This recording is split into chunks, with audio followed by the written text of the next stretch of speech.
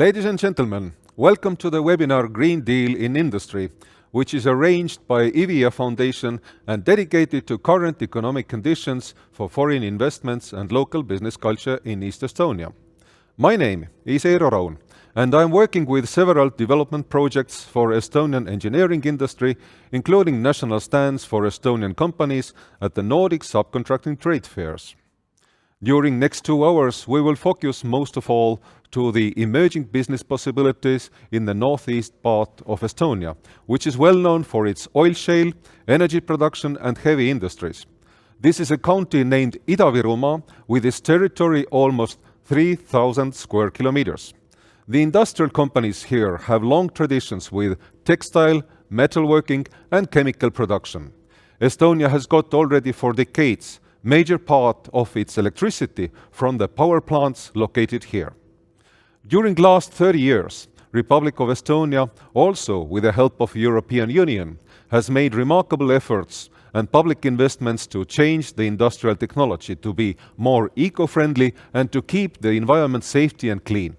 Here you can find large forests with brown bears and flying squirrels, but also picturesque coastline and diverse attractions for vacation.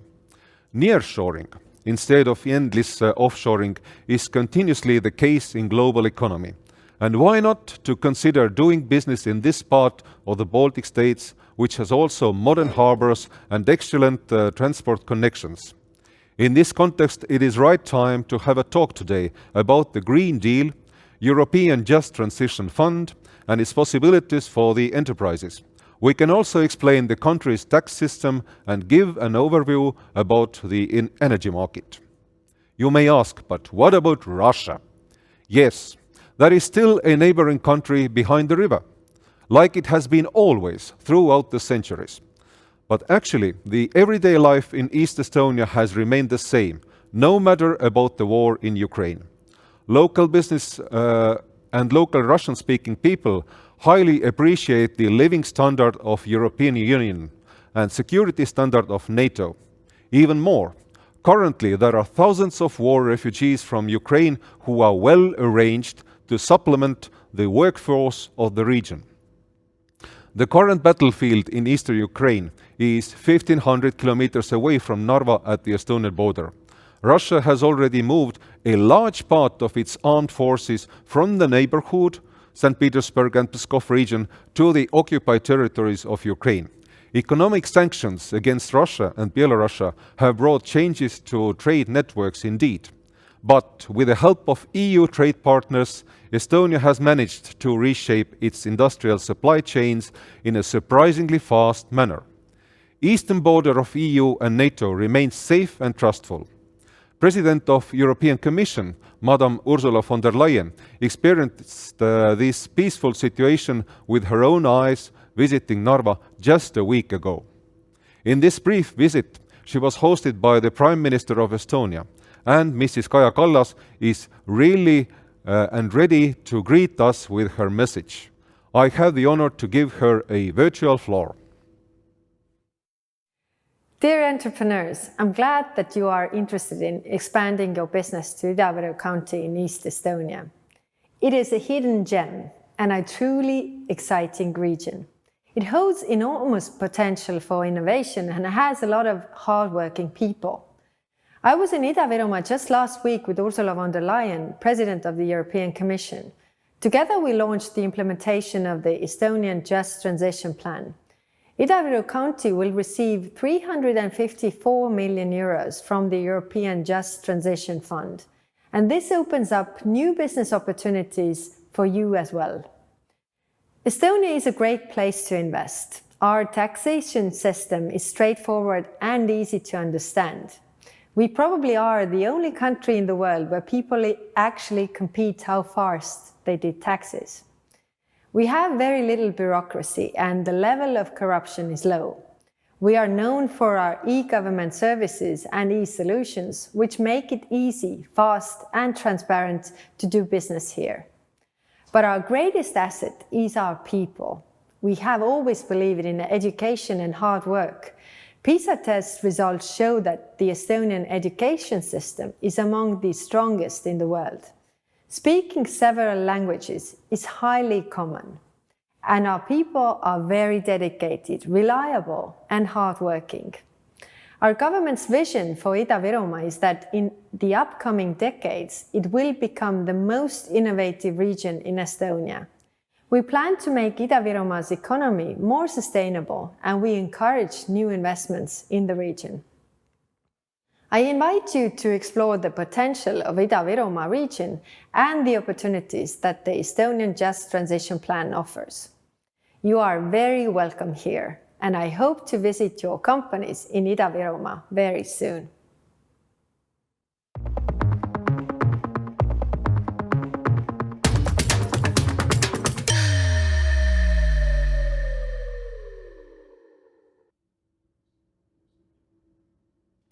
Thank you, Prime Minister, for your insight.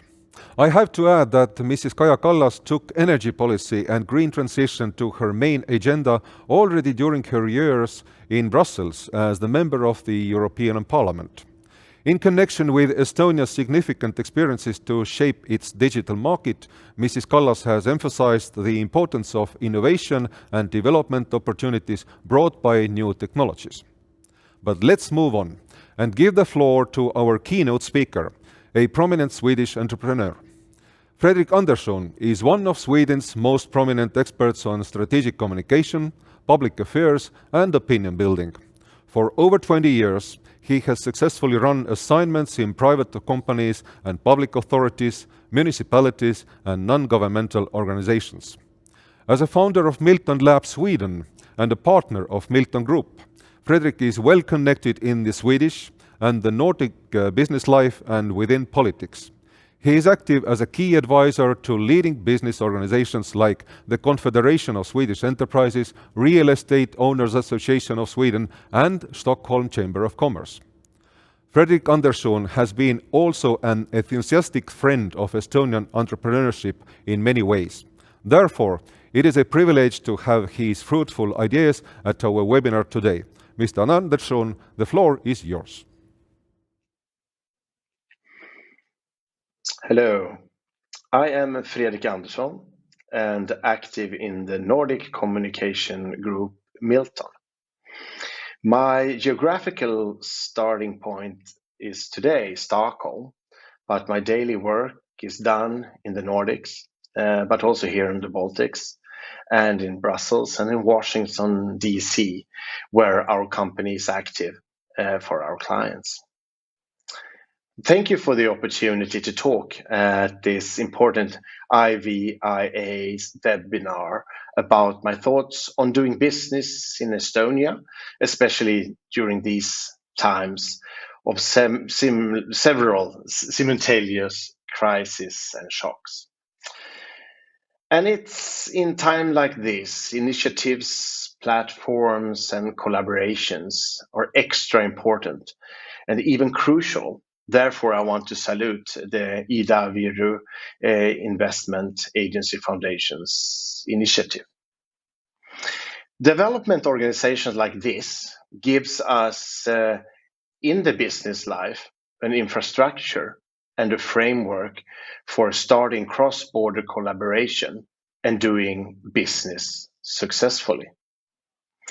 Today, I want to use this opportunity to talk about the bigger picture and what's one of my company's, Miltton's, specialities, the general geopolitical situation and business implications. But I also want to cover a more personal note by sharing my take on business climate in Estonia since establishing companies here since the last 5-7 years. I'll come back to that. My most important starting point is maybe the one take away that I want everyone to carry with you after this session.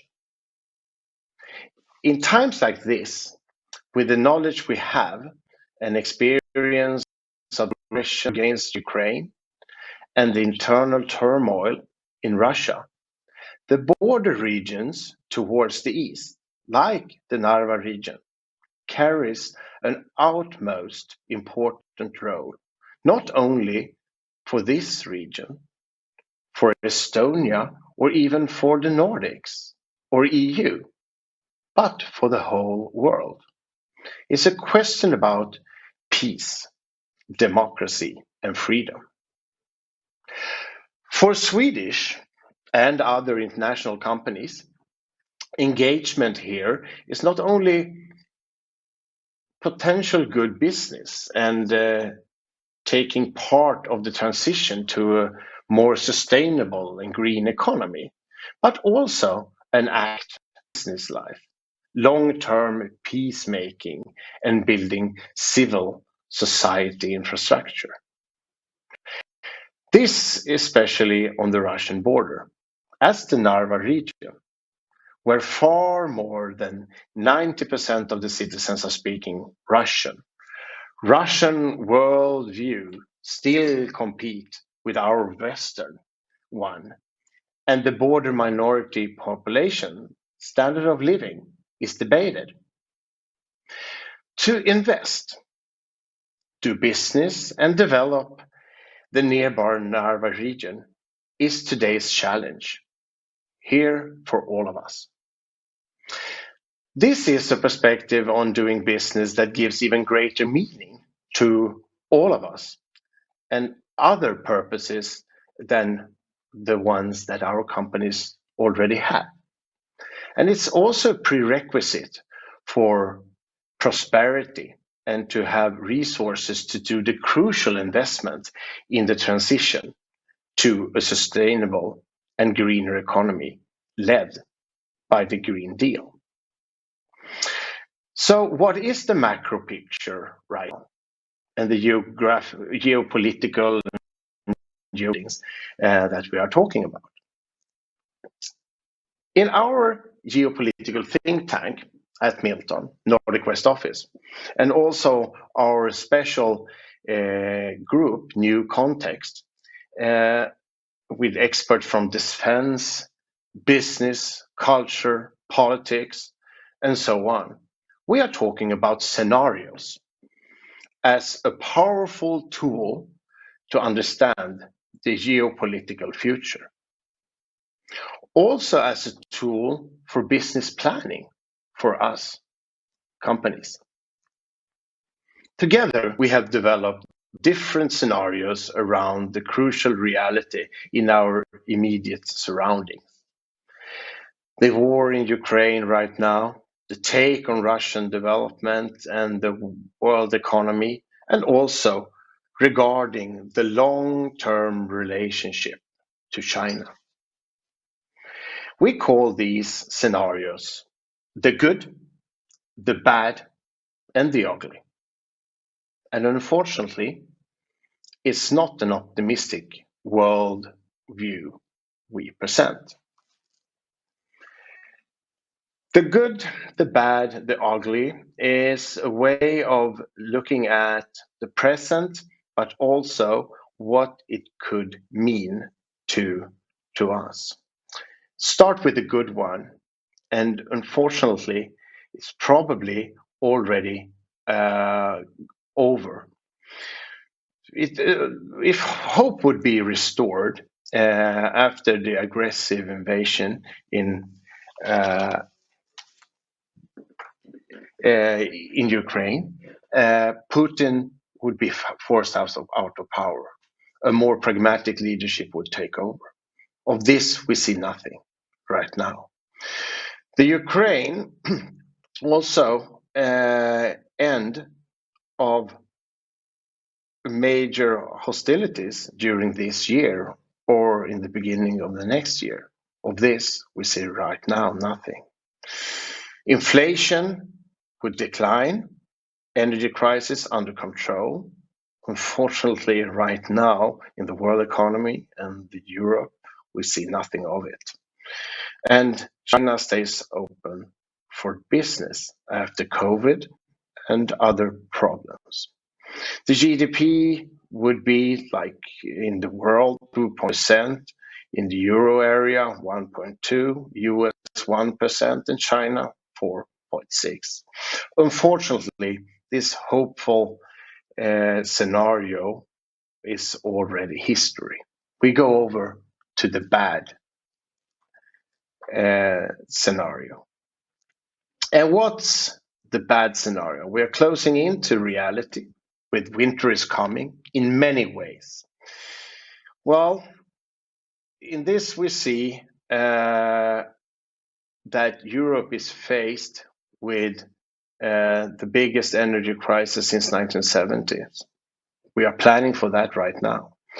Russia uses nuclear threats, we see that, and execute hybrid attacks in Europe. We think that's the issue.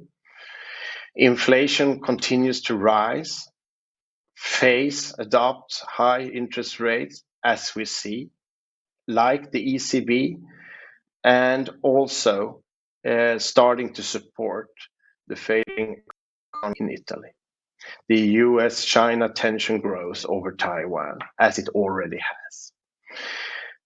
The scenario of the bad is also staying this GDP growth in the world for 1.5% and no growth both in the US or Europe and the euro areas. China goes down to 3%, which is a very low percentage for that great country. Where we now going into looking at the scenario of the ugly. The perfect storm is harvesting. Hardliners win the battle in Kremlin. This is a fear, but a probable scenario. Multiple simultaneous shocks with, like, Russia disrupt critical infrastructure in Europe. The undersea data cables are cut, as the problems we have had with the gas pipelines that has been sabotaged. The continuous supply chain problems persist, and also European Union economy is hit by the severe energy crisis.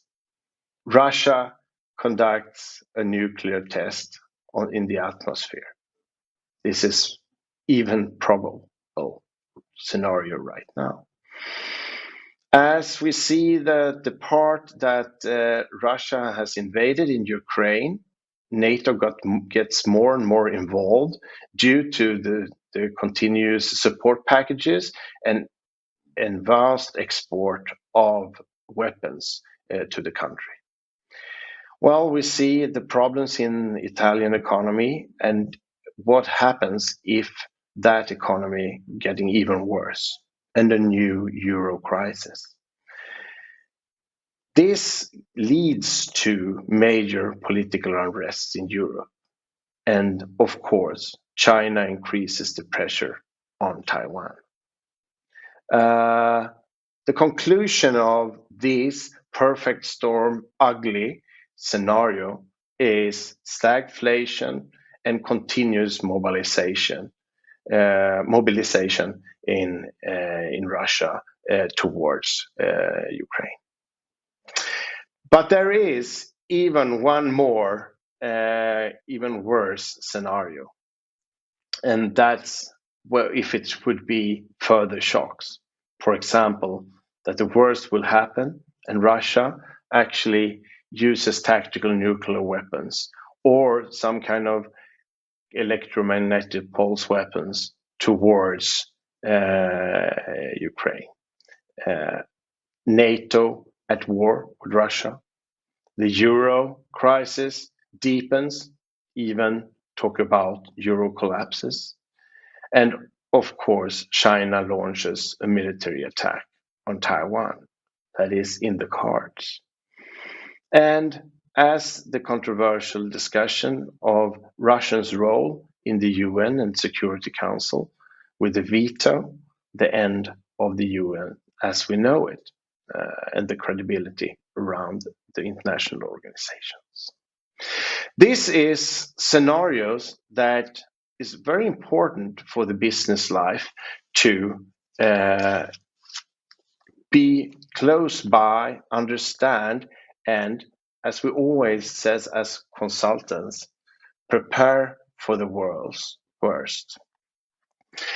What does this mean then for our businesses? First of all, we need to understand, in my opinion, that peace, democracy, and freedom is not only the best, but the only way to reach a sustainable society. Never war.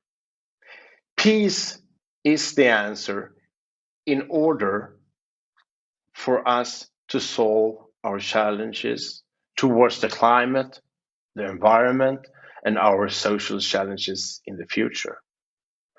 War and its effects will never nurture an open society, business, growth, or welfare. Look at Ukraine and the consequences the Ukrainian people now are facing due to the Russian invasion. It's an utmost catastrophe. It's in this challenging world we now operate, regardless what we think about it and in what business we are. And it all makes Estonia, the Baltic states, to a very important and interesting area in the EU, more than ever.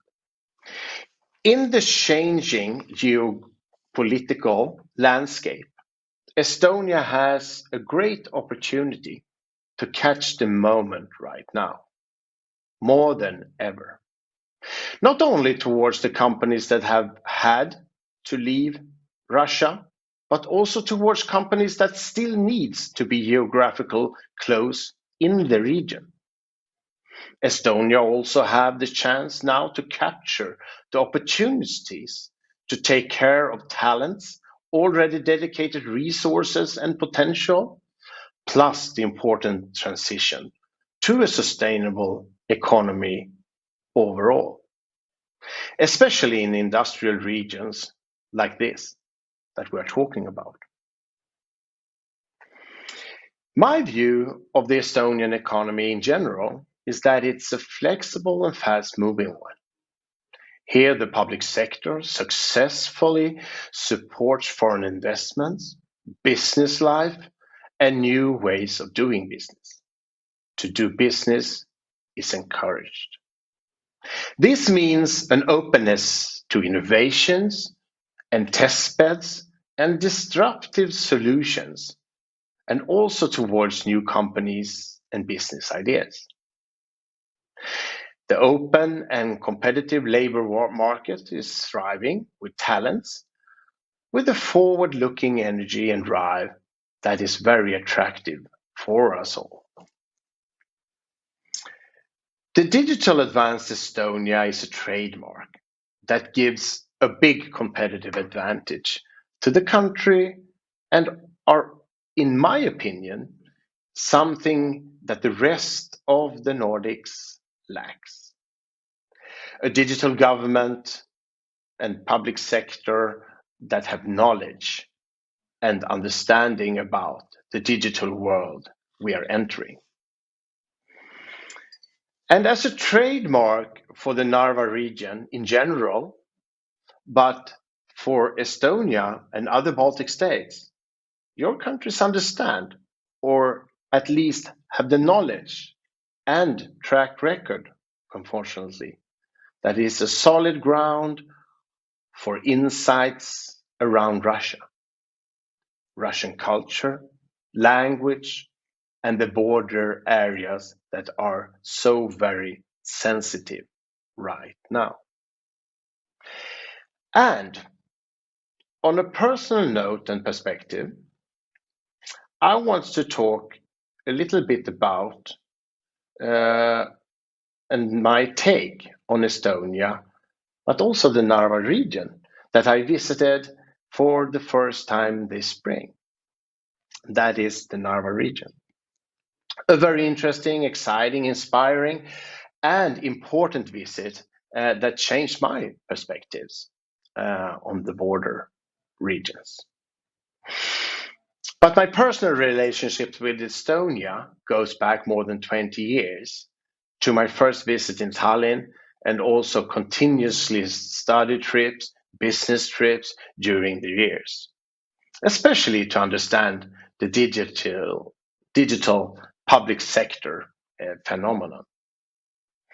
So it was a very natural step for us in the Miltton Group to look to Estonia and Tallinn for expansion after our stronghold in Helsinki and expanding to Stockholm with our business 5-7 years ago.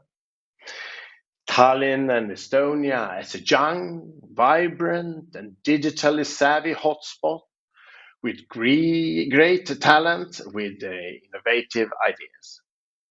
Add to this the forward-looking, energetic drive that we could feel in the overall business community.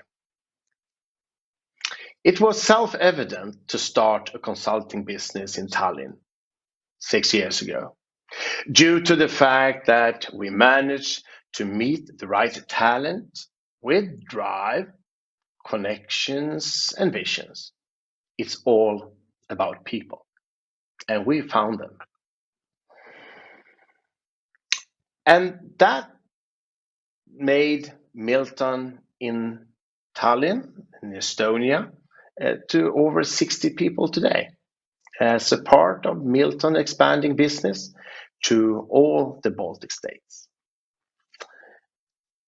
And that was also exactly what I expected in the case of Fotografiska Museum. As a part owner of the Fotografiska, sprung from Stockholm, the Estonian founders in Fotografiska in Tallinn had the right combination of backgrounds and experiences, the drive and personalities that made the Tallinn Fotografiska opening up even before the dream showcase in New York City for Fotografiska. Fotografiska in Tallinn is now a successful venture, and the management and the owners are carrying out the Fotografiska vision, born 12 years ago in Stockholm, in the best possible way.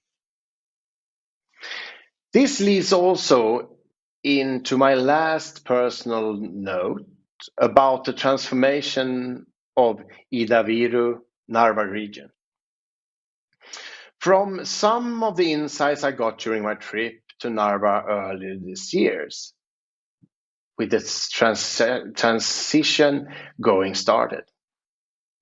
From a very industrial region with manufacturing and fossil infused areas to a more sustainable green and service economy focused one. It's here the role of arts and culture and creative industries come in. To do this successfully, I'm convinced that new business ideas, innovations, creativity attracts the right talents with attractiveness and inspiration that art and culture generates. Creative industries can lead the way for new thinking, cross-border solutions and initiatives between industries, services, and even countries. To make talent stay or even get new talents to move to this region that we are talking about, the attractiveness and climate for individuals are crucial. It's here creative people in creative industries, arts and culture plays such an important role. It's all about people and talents. That's why attractiveness matters. That's why a deeper and greater vision and purpose is so important for Ida-Viru and the Narva region. And to conclude, that deeper purpose could be to understand what we are talking about today. That doing business at the border region to Russia, employing Russian-speaking minorities, taking care of their knowledge and competence, and building civil society, help with arts and culture, is kind of a new peace movement and one of the solutions to the climate crisis.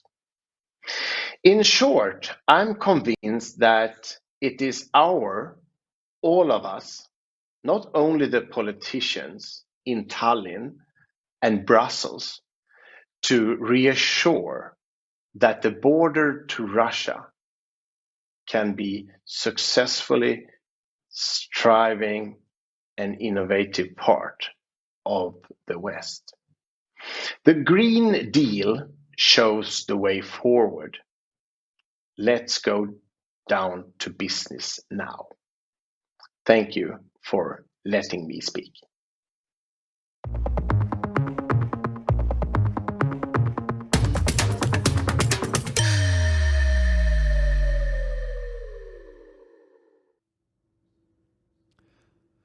Thank you, Fredrik, for your message. Our next presentation comes from Estonian Tax and Customs Board. As an experienced tax specialist, Mrs. Merje Roomet will deliver us useful knowledge about the corporate income tax in Estonia. Merje, the floor is yours.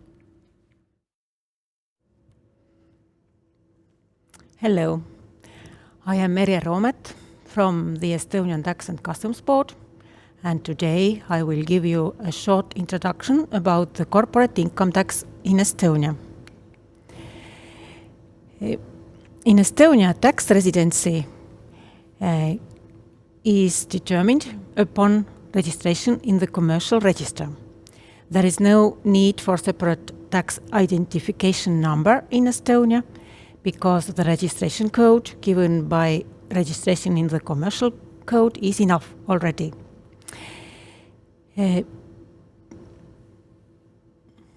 So registration is the main part which determines the tax residency. Still, if a company has a place of effective management in another country, it does not avoid taxation in the foreign country. So what is the main feature in the Estonian income tax system which differs from those in classical tax systems? The moment of profit taxation is shifted to that of dividend distribution in Estonia. So the idea is that as long as money is kept in the company, it is not taxable. Only if it is taken out from company, then the moment of taxation comes. I will give you some introduction about it now. This special tax system includes all kinds of income types. It applies in case of active income, in case of passive income, for example, dividends, interests, royalties, and also upon capital gains, sale of shares, sale of immovable property, etc., from all Estonia and other foreign countries. So what event is taxable in Estonia? The main type of taking money out of company is, of course, dividend payment.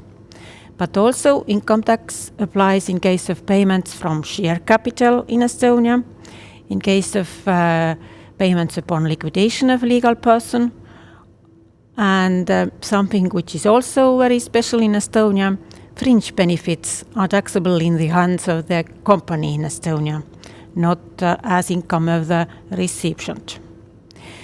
Also, if company makes payments of donations or gifts it may be taxable event in Estonia. And also expenses and payments not directly related to the business of the company are taxable in Estonia. All this applies to the Estonian companies and also in case of permanent establishment of a non-resident company. As a taxable event is only in case of payment out of the company, then there is also no annual tax return in Estonia. Tax return has to be submitted only in case of taxable event, and it is monthly declaration, and it is due by the 10th day of the month following the taxable payment. Annual report must be submitted to the commercial register, and the Estonian Tax and Custom Board has online information from the commercial register. The Estonian tax rate is a little bit confusing, but I will explain the reason for this. The Estonian tax rate is calculated from the net payment of dividend.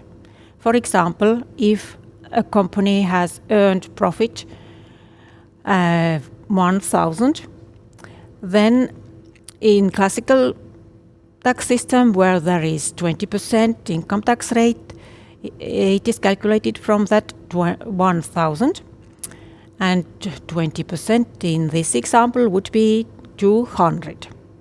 But in case of Estonia, we calculate the same amount of 20% from the net payment. So we will take this 800 as dividend payment and calculate the tax rate by multiplying by 20 and dividing by 80, and then the result will be the same as if we have calculated it from the profit 1,000, 20%. This tax amount 200 in Estonia is tax of the company. Although it is calculated from dividend payment, it is the corporate income tax of the company. The recipient has nothing to pay. There is no withholding tax from such payment. So the recipient is tax-free in such event. Here is a slide which maybe is a little bit small, but I will give you a short explanation about it. You can see here that here are tax years in columns. And you can see that although the company has earned profit in several years, in Estonia there is no taxable amount. And the last line here, you can see that in the classical tax system there would have been income tax every year. But in Estonia, the income tax is applicable only in the last year, where there is a dividend payment. So if you compare the total amounts in the last column, you can see that the difference in the tax amount is huge compared to the classical system. So in Estonia we have corporate income tax, but it is taxable only at the moment of distribution, like dividends.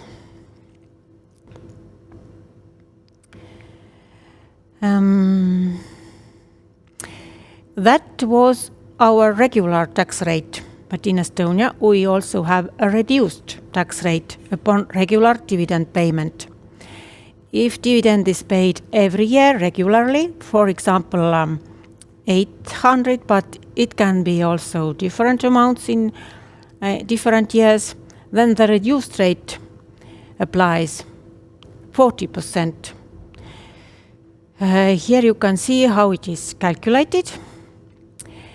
Again, we'll take the dividend net payment, 800, and multiply it by 14 and divide by 86. And as you can see, the amount of tax is reduced. This reduced rate is meant to encourage companies to divide dividends because as you have seen from our previous slides, if companies do not pay dividends, then there is no income tax paid to the budget of the Estonian government. That is why we encourage companies to pay dividends in order the state to get money, and the reduced rate applies if companies regularly pay dividends out from the company. But in case the reduced rate applies in Estonia, then there is in addition a withholding tax applicable to the natural person recipient. Thus, if the recipient of the dividend is a natural person in case of a reduced income tax rate, 7% of withholding tax applies in addition. You can see here that maybe a little bit difficult calculation in this slide, but the aim of the slide is to show that the tax rate reduces if company pays regularly dividends. The last line there shows that the tax amount reduces every year if dividend is paid regularly. And in case the recipient of the dividend is natural person, the additional withholding tax rate applies 7%. You can see the calculation here also. But if the recipient of the dividend is another company, then this additional withholding tax at the rate of 7% do not apply. So the final tax rate is that 60 and something. You do not have to do all this calculation yourself because our software of the Tax and Customs Board will calculate all this. You just have to insert to our tax return the payment, for example 100 in this example, and our software will calculate the average dividend paid out annually, and will calculate all these tax amounts. You have to also insert the name of the dividend recipient and the registration code. And then this withholding tax also will be calculated according to the recipient if it is a natural person or if it is not. But you can also see this average regularly paid dividend amount which is still available for you to pay at a reduced rate. So it is good for you to know before the dividend payment how much should you have for taxes paid, so you can just check in our tax return to insert your maybe amount which you would like to pay, and then you can do this calculation already in our online e-service environment and not confirm yet the tax declaration, and you can also already see how much should you leave for taxes to be paid later. But just for you to know how is it calculated, you can check it from this slide.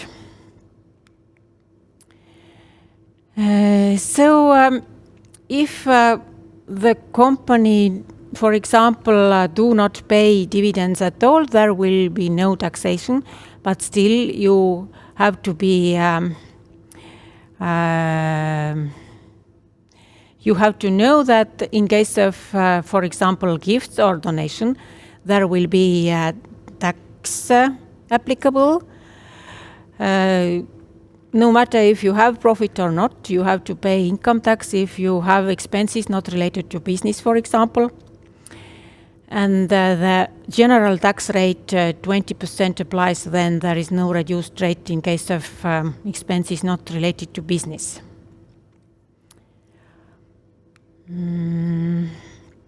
So that was generally about the Estonian corporate income tax, which was 20%, calculated from net payment, 20 divided by 80. But also in Estonia, we have the same rate, 20% for other types of income, for example, income of natural person, employment income, and so on, and other types of income. 20% is the general income tax rate in Estonia. In addition, we had this reduced rate, 40% in case of regularly divided profit, dividends paid annually. Then in this case, also withholding tax rate at 7% applies. In Estonia, according to the Estonian Income Tax Act. Of course, if we have Estonia has tax treaty with the other country, there may be tax exemption in case of dividends in case of some countries. Social tax is also something maybe not so usual in other countries, that the social tax is paid by employer in full, so it is not divided between employee and employer, just employer pays 33% of employment income from employment income. This is the social tax in Estonia, which is paid also to tax administration in Estonia. Also, we have unemployment insurance contribution, which is divided by employee and employer. It is also shown in this slide. It is 1.6% for employee and 0.8% for employer. And in case the recipient of the employment income is the Estonian resident, there is also a possible funded pension payment, 2%. If the person who received the income has joined the second pillar of the Estonian social pension system. So those were the main tax rates in Estonia.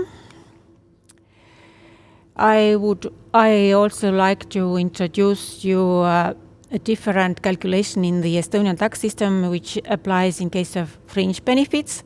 Again, it is totally payable by employer. For example, if fringe benefit is with value of 1,000, income tax is calculated as corporate income tax, 20% divided by 80, totally by employer. And in addition, social tax is calculated on the value of fringe benefit. And this social tax is calculated from this value of fringe benefit plus income tax calculated on it. So the tax cost of fringe benefit is really high in Estonia. It is not personified. It is totally paid by employer to the state revenue.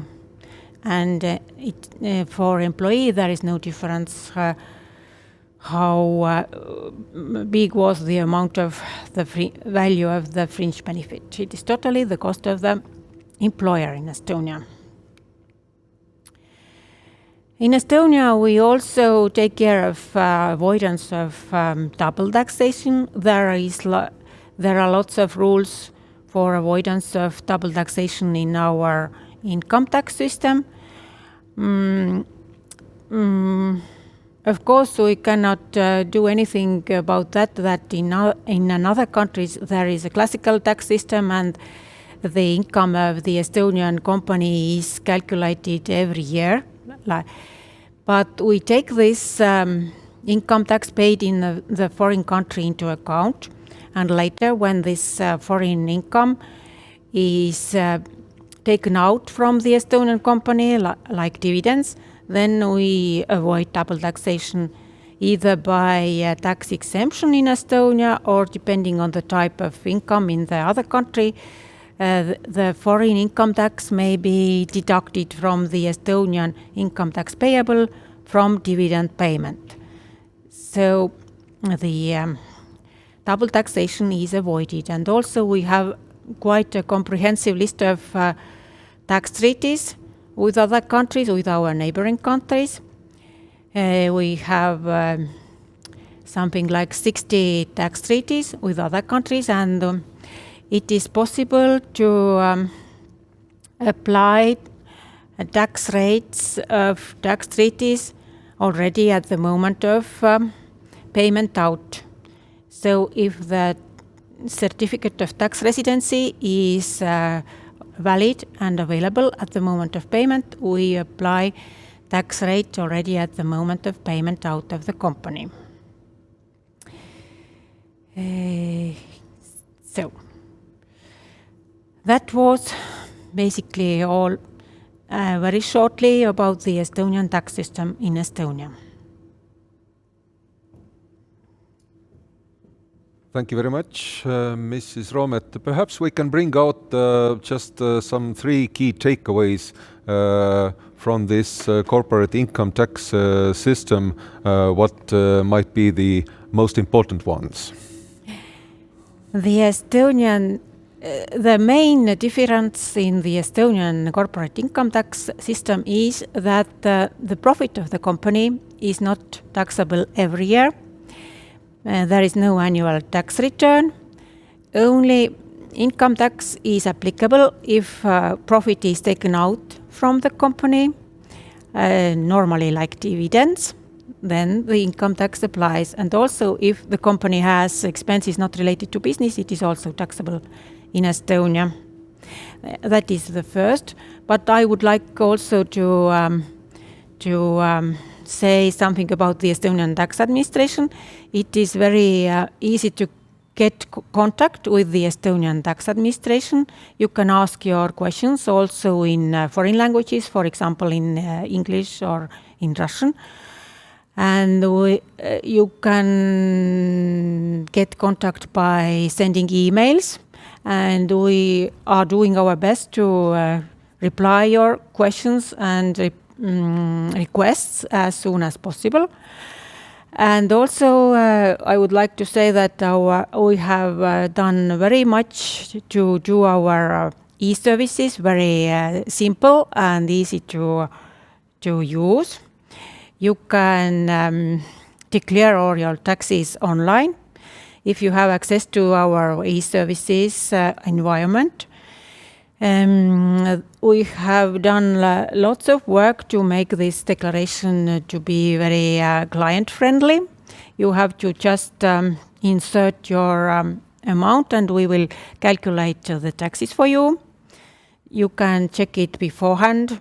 You can just test before and then confirm the tax declaration later. And you can get all kinds of information there, how much have you paid, and so on.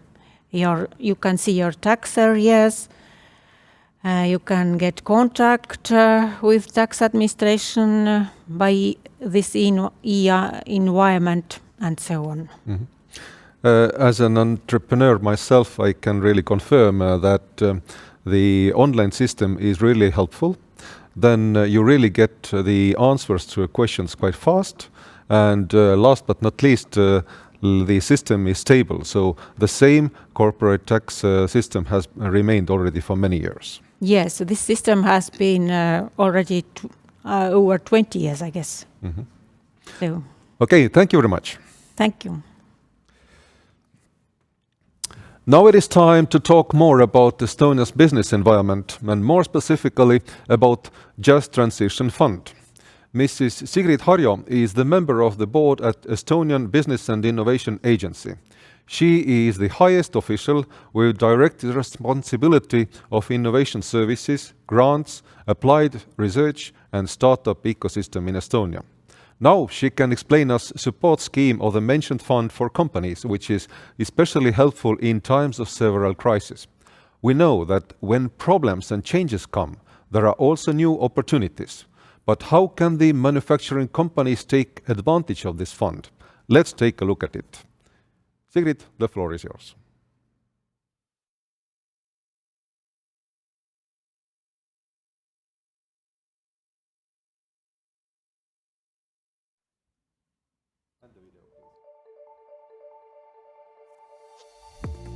Anyone can change the world. Estonians have always been striving for innovation in technology and our way of life. Our digital infrastructure and our citizens' readiness to use new technology is your chance to test new products and services more effectively and receive faster feedback. Innovation and change is the end result of all true learning and education. Think of Estonia's smart business ecosystem as a test bed for your next innovation.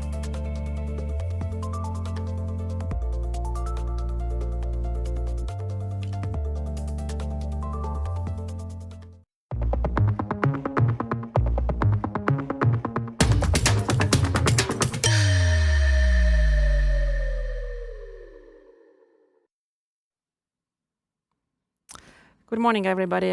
Nice to be here.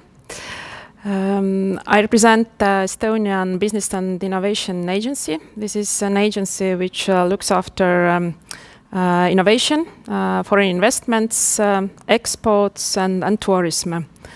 And this is a kind of brand new agency because it was merged by two organizations, Enterprise Estonia and Credex. Shortly, we offer knowledge, we offer grants, and we offer country promotion in order to help companies to be more competitive, to be our economy to be more competitive, and to promote Estonia as a great location to do business with, to visit, to live, or to work. And how we do it, we provide different services and grants, and today I also explain a little bit more about one brand new grant, which is Ida-Viru grant.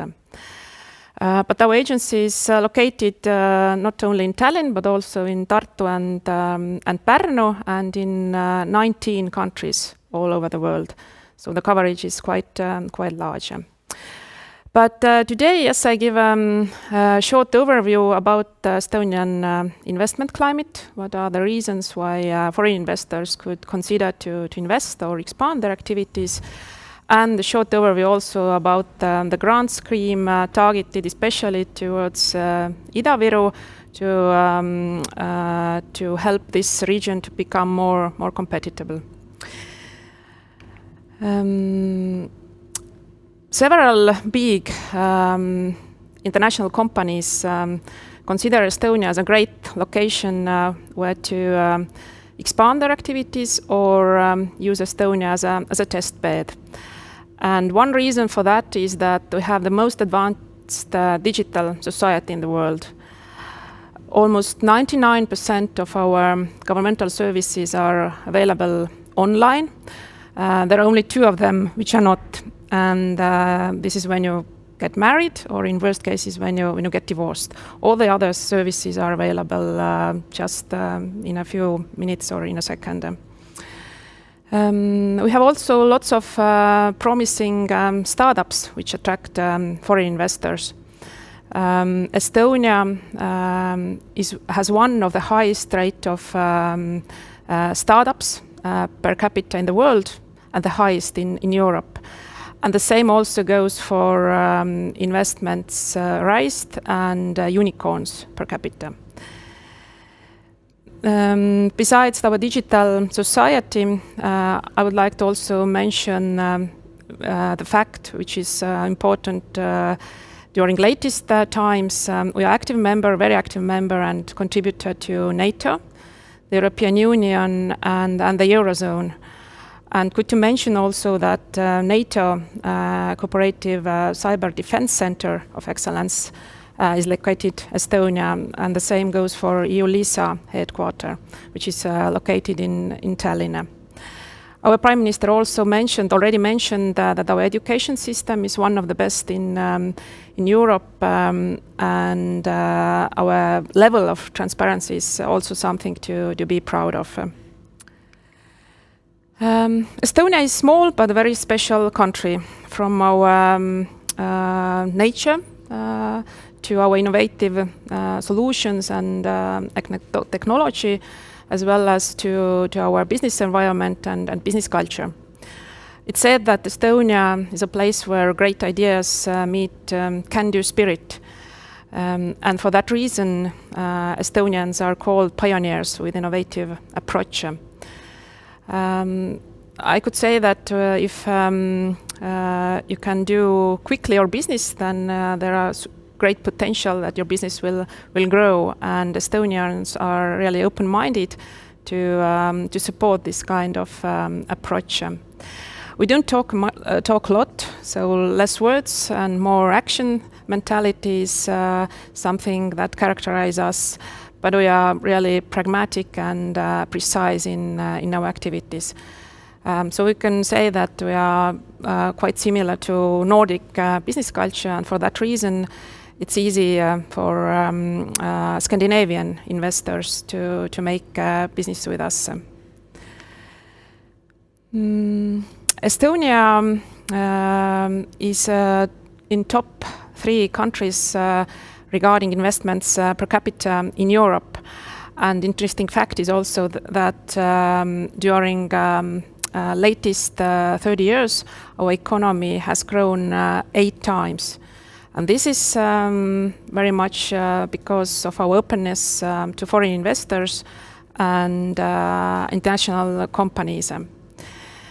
What are the key benefits of Estonia, and why is it sensible to locate or relocate to Estonia? From our tax system to low red tape and transparent and stable legislation. There are different arguments. I will touch also some of them later on. The thing that foreign investors very often ask is international rankings.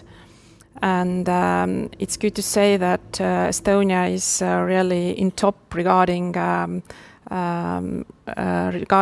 human capability, regarding digital society, and regarding ease of doing business. We also have a world record how easy and quickly is it possible to make yourself a business. It happened more than 1 month ago in London, and it took 15 minutes from the start to the legal registration of a new company. So it's really a quick process in Estonia. And the other rankings are also quite high regarding health index, internet freedom, and some more you can see in the slide.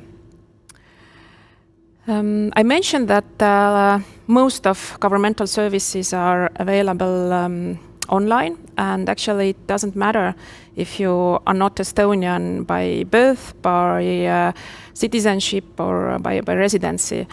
Because Estonians have invented a kind of digital nation or platform, which name is e-residency, and it enables you to use Estonian online services, governmental services, despite of the fact that you are not Estonian. And this is really a popular identity. It was first in the world, and now there are more than 175 countries which have used it. People from these countries have applied for e-resident status.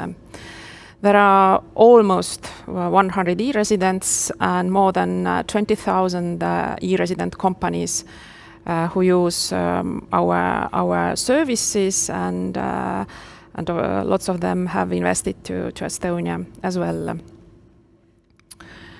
And to conclude my first part of presentation is that in our agency there is a team, FDI team, foreign direct investments team, who are eager and really helpful to assist you if you have a plan to locate to Estonia or to expand your activities.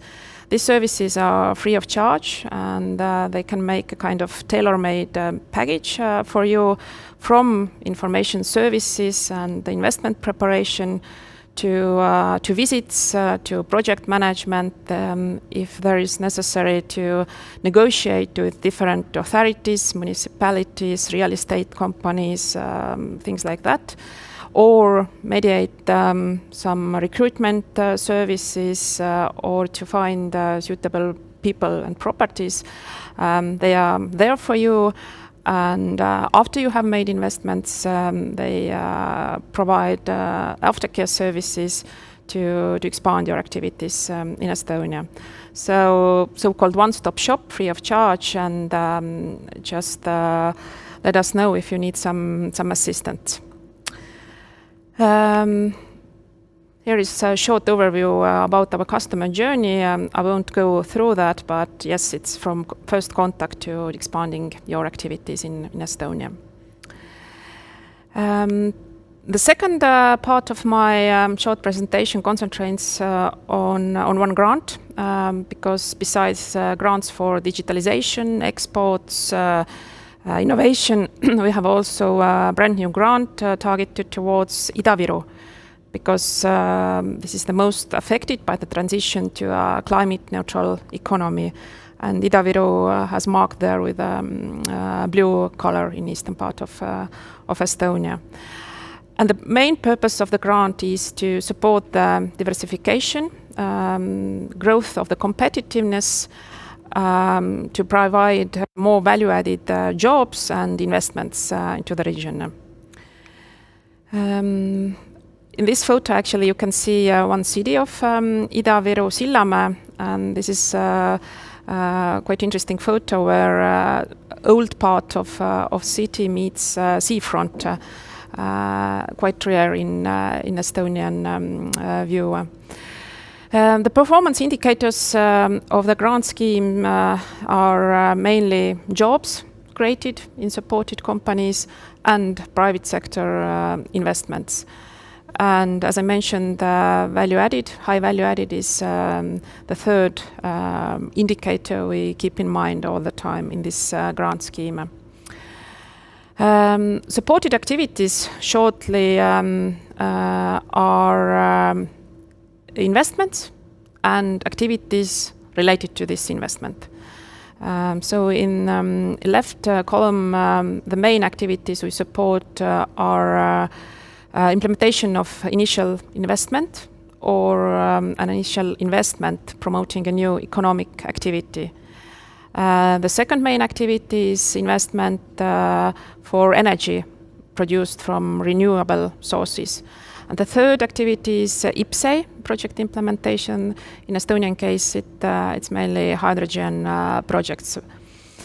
And in the right color, there are, supported additional activities which are related to implementation of investments. That could be R&D activities, for example, to conduct some applied research, product development, or applicating for primary protection of completed intellectual property. Supported could be also consultation, preparation, design, infrastructure development, and connection costs. And training of the company's employees is also allowed if it's related to the initial investment. Project eligibility period starts at the moment you submit an application, or if you have mentioned it in your application that it will be later. Important is that it's not before your project will be submitted. And the project period will last not later than the end of April 2026. It could be shortened, but this is the end date. And no activities before application are not, they are allowed, but they are not financed if you want to get grant for that, except there is one exception, preparation of an assessment or a construction project. So good to remember that it starts from the moment you apply and it ends at the end of April 2026. Budget of the grant is quite significant. I don't remember such a budget in grant schemes. It's 153 million euros. This is the general overall size of the grant. But per one project, the maximum amount could be almost 19 million euros per project. But in this case, the project should be larger than 50 million euros. If it's less than 50 million euros, then maximum grant amount could be up to 10 million euros. And we have also defined a minimum amount. It's 500,000 euros. So from 500,000 to 18.75 million euros could be one grant per company. Subsidy rates, this is really a comprehensive table. I won't go through it in very detail, but the principle is that in case of large company, subsidy rates are lower. In case of smaller company, it's higher. And it really very much depends on appropriate activities which are related to state aid rules. So all the percentages come from state aid rules, and if you are interested, then please look at row by row what kind of percentage is applicable to your company. Who can apply for this grant? The first requirement is that the company should be registered in Estonia, in Estonian business register. And the company can be small, can be medium, can be large. There are defined also some industries which are expected to submit application. It's mining, processing, electricity, ICT, scientific and technical activities. And it's also possible to involve partners from private legal entity or R&D institutions. Application process starts with preliminary consultation, and this is really highly recommended, that even compulsory. So if you have an idea that you would like to apply for a grant, then please contact our organization and have a conversation regarding your activities and plans. Then you compile a project plan, and there will be a preliminary evaluation of this plan by our side, and we give you a feedback regarding the basis of the grants, recommendations, maybe some bottlenecks would be pointed out, and if you have got positive evaluation, then you can start to compile an application. Evaluation criteria, the biggest percentage is related to impact of the project. What are the expected results? How they benefit to the general competitiveness and things like that. The other criteria is quality of the project, how your activities are related to each other. Do they lead to the results you have described in project impact phase? Your financial analysis and things like that.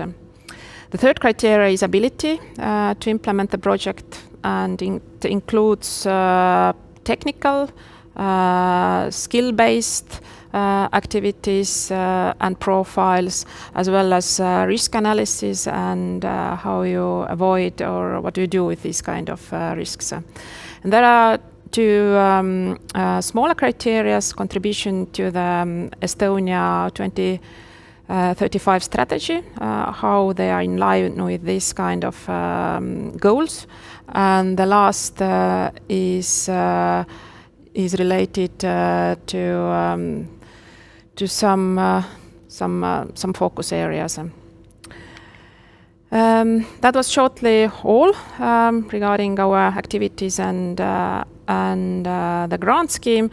But once more, if you're interested, the first step, contact us, send an email, phone us, or find some more information from Enterprise Estonia website. Thank you.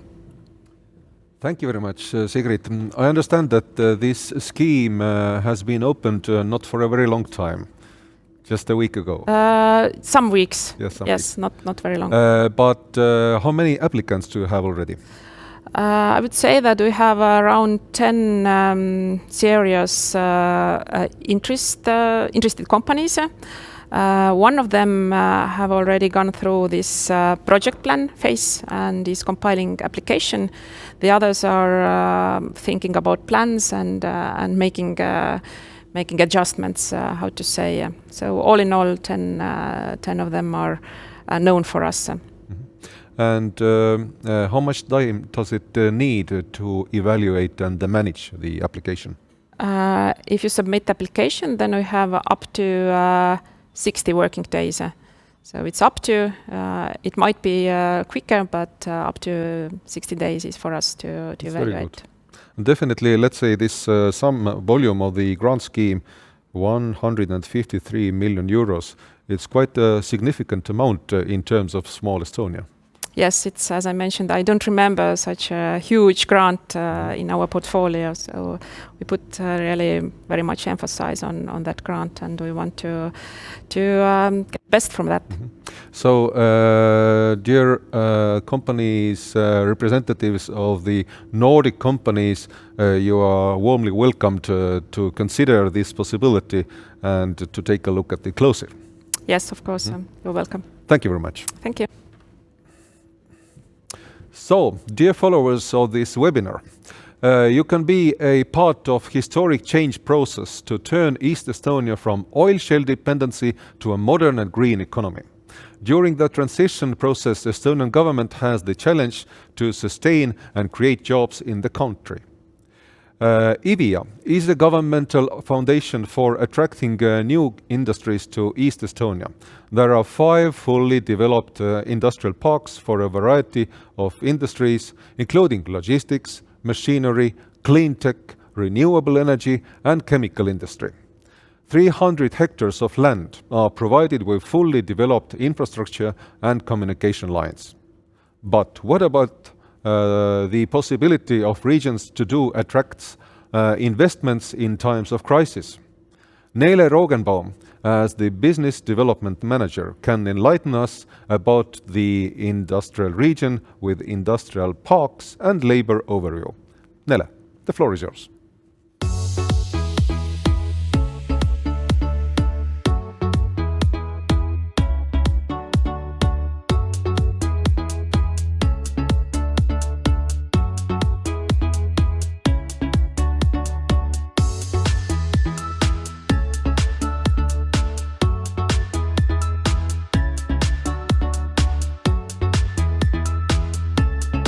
Ida-Viru Investment Agency is a regional investment promotion agency responsible for developing industrial areas in East Estonia.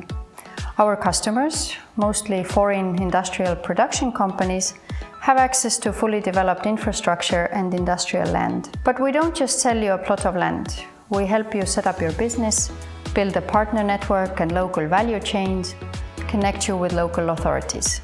In a word, we offer soft landing services to make setting up your company, your production facility here smooth. We all know that the transition to climate neutrality is a global challenge, and it will require efforts from all of us, governments, businesses, and people alike. However, on our way to climate neutrality, certain regions will face tougher times than others, specifically regions that depend on the extraction and processing of fossil fuels. In Estonia, Ida-Viru is exactly such a region. This is why Ida-Viru is the target region for the so-called European Just Transition Fund. The goal of the JTF is to soothe socio-economic impacts of our transition to climate neutrality by supporting productive investments in SMEs, creation of new jobs, research and development activities, professional development and retraining of employees, and so on. All in all, around 340 million in grants will be made available in Ida-Viru over the next 8 years. The bulk of these grants are aimed at supporting companies and startups in order to guarantee a diverse, climate-friendly, and future-proof economy in Ida-Viru in years to come.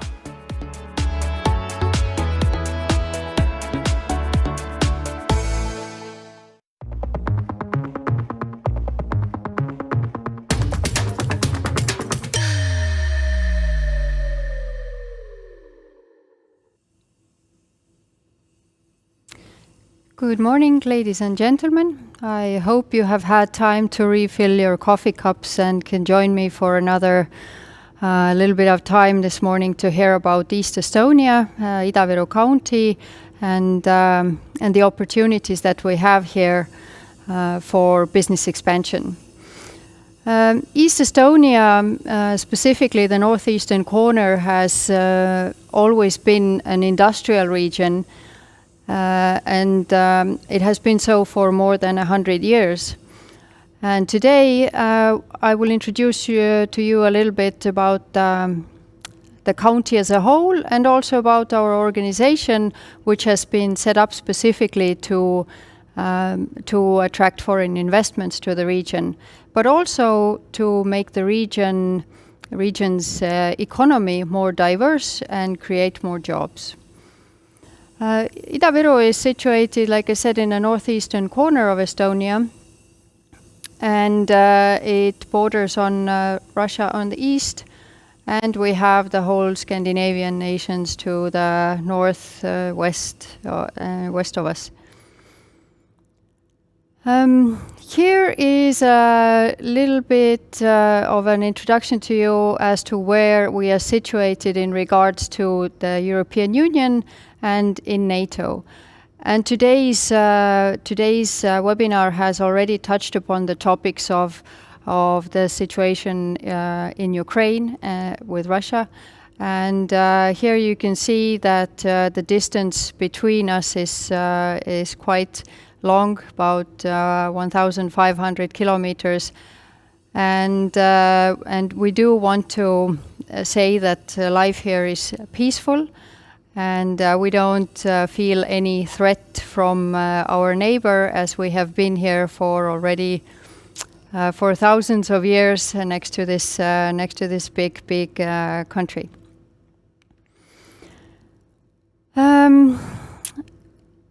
We have in this border region several unique advantages that we consider really important for companies who are interested in expanding their business here. Of course, as a part of the European Union and an Estonian Republic, we have everywhere very good highways, railroad connections. The port of Sillamäe, which is the biggest port in the region, is kept navigable all year round and ice-free. And it is used by the biggest companies in the region all year round. We are developing an airfield near Narva for an even better connection to get to us more easily from the Nordic countries and from the Baltic states directly. Already mentioned today are the subsidy schemes that are specifically made out for Ida-Viru region. And Estonia as a whole, like you already heard in the morning, has a simple and clear tax system and zero tax on reinvested profits, which means it is an easy and profitable way to expand your business here. The Ida-Viru County is the third largest region in Estonia, right after Tallinn and Tartu. And the amount of people that we have here is considerable, but also the biggest city of Narva is a very multicultural place with people from different industries, and they come together. They come together in this old industrial region.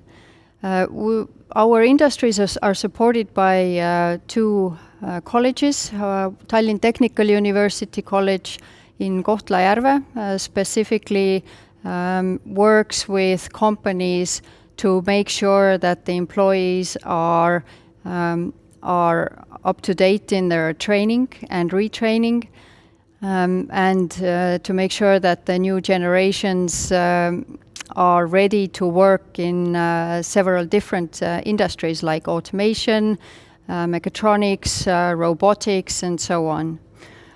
We also work with the vocational schools in the area to train employees in the specific fields that businesses need. Here's a little overview of the Ida-Viru workforce. The Ida-Viru unemployment rate is the highest in the country. On average, Estonia's unemployment rate is 6 to 7%. In Ida-Virumaa, we have 13% unemployment, which for companies means that there is more workforce available. This workforce that is available has most of their life worked in processing and manufacturing industries, in factories. And this is a region where working in an industry is something that people are proud of. So setting up a new business here is in many ways easier than in many other regions of the country or in many other countries. I will leave this slide here for just a little bit so you can see the different average salaries that we have in the statistics of the Ida-Viru workforce. And when we have a new customer who comes and is interested in setting up their business in Ida-Virumaa, we work very closely with Estonian insurance, unemployment insurance fund, Töötukassa in Estonian, which is a state organization that helps unemployed people to get employed. They also train employees for you, and they have different subsidy schemes for you to get employees.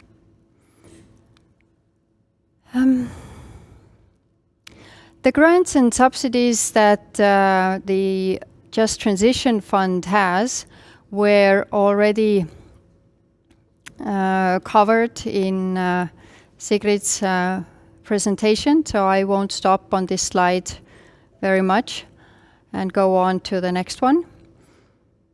And I will tell you a little bit about our organization. IVIA, which stands for Ida-Viru Investment Agency, was founded 12 years ago by 4 local municipalities and the Ministry of Economics. So this is we are a public organization with the main aim of creating jobs and bringing investment to the region. But the unique thing about IVIA is that we are also the owners of the land that we develop, owners of the land and also owners of the infrastructure. So for foreign companies, we are a one-stop shop where you can buy a land, build a factory, set up your business with the help that you need. So our products and services are the land that we sell you, and also the soft landing services, which means that we very much care about how you set up your business here. So if you need contacts with local authorities, if you need suggestions on architectural companies, any kind of partners that you might need, how to set up your value chain. This is everything we help you with until you get your business set up, but also afterwards, if you consider expanding your business, we are here for you, and our services are free of charge. IVIA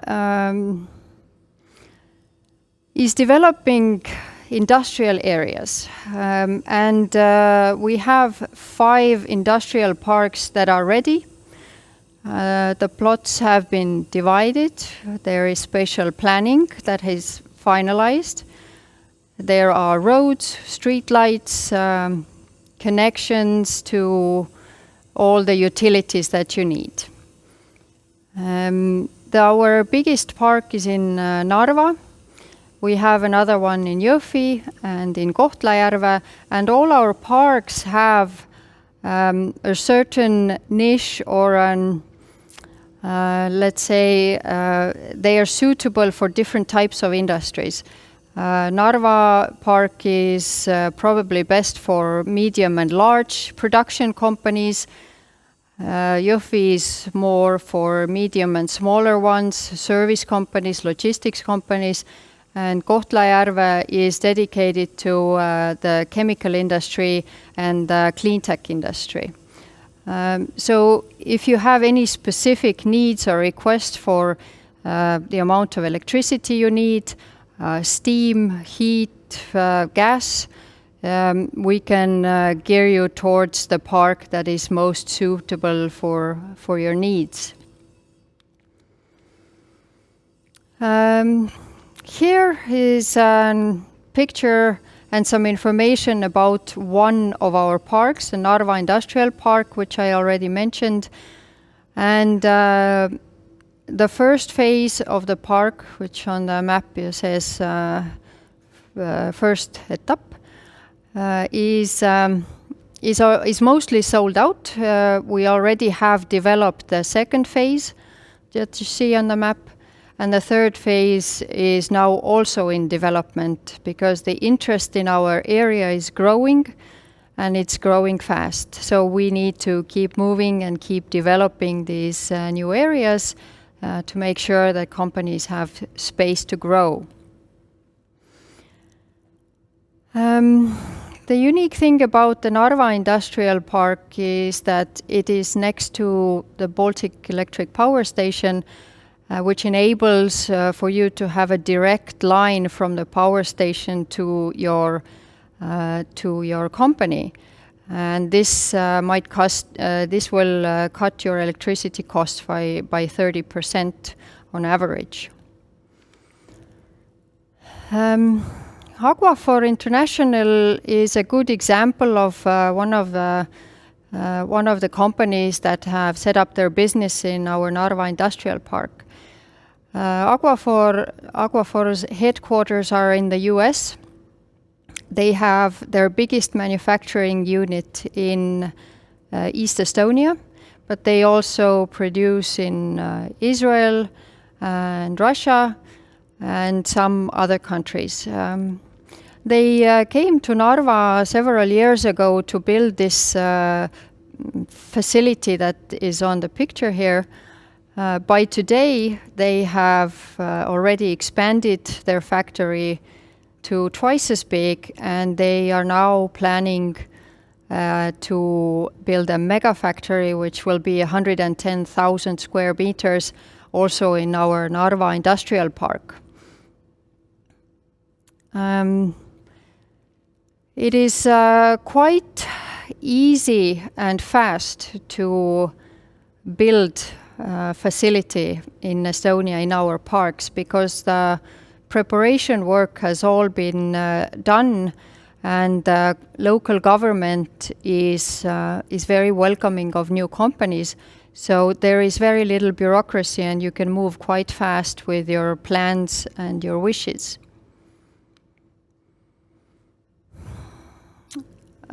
We started out purely as a land developer, but IVIA has grown over the years into many other areas of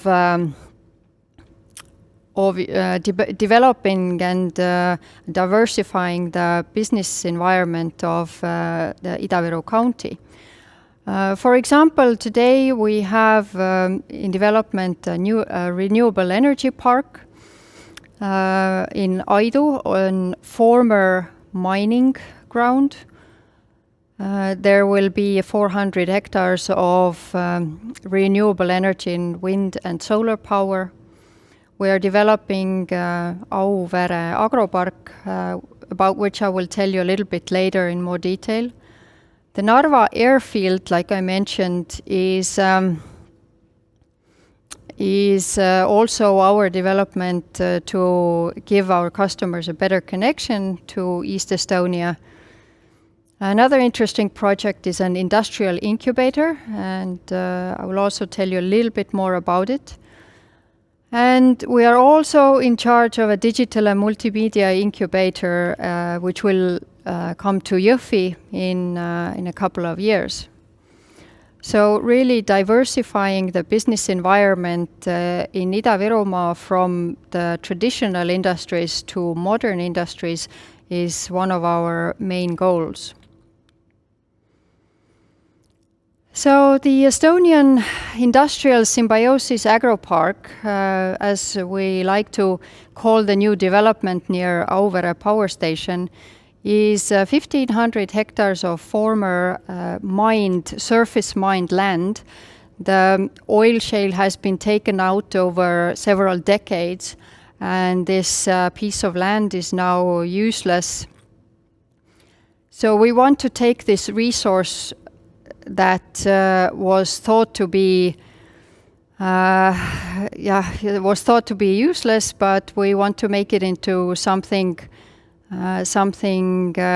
that could show that the reuse of land and reuse of resources can be done in a way that it is not harmful for the environment, and it is circular, and it considers the life around the area. So when we looked at this land, we also saw that the resources from the power station, actually their waste, could be used as other companies' resource. So with our good partners in the Netherlands, we came up with a concept that can work these power station wastes into resources that we can use.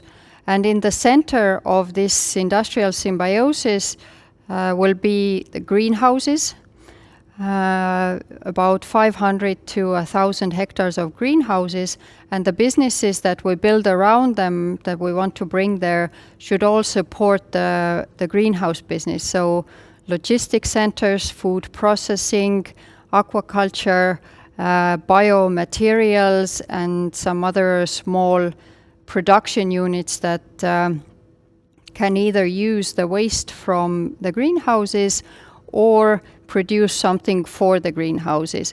So the system will be circular in an industrial way.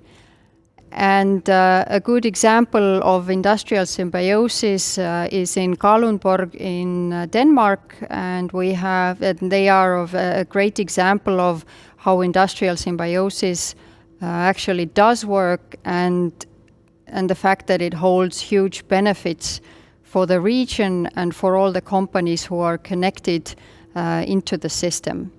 So this development is now ongoing.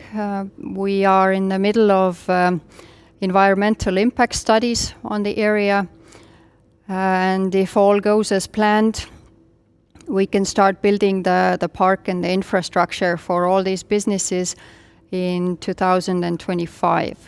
So if you're planning ahead and you are interested or your company fits into this scheme, you're welcome to get in touch with us.